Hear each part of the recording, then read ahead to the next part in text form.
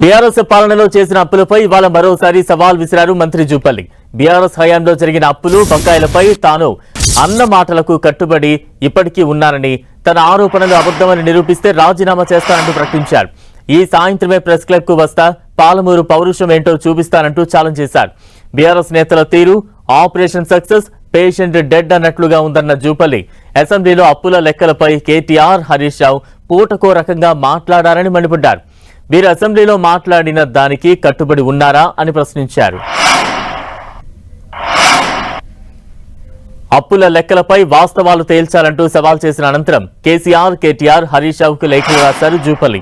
వాస్తవాలపై స్పందించకుండా తోక ముడిచారని అనడం సబబు కాదని లేఖలో తెలిపిన జూపల్లి తన లేఖకు సమాధానం చెప్పాలన్నారు. తాను చెప్పిన లెక్కలకు కట్టుబడి రాజీనామాకు సిద్ధమయ్యానన్న జూపల్లి లేదంటే మీరు రాజీనామా చేస్తారా అని ప్రశ్నించారు.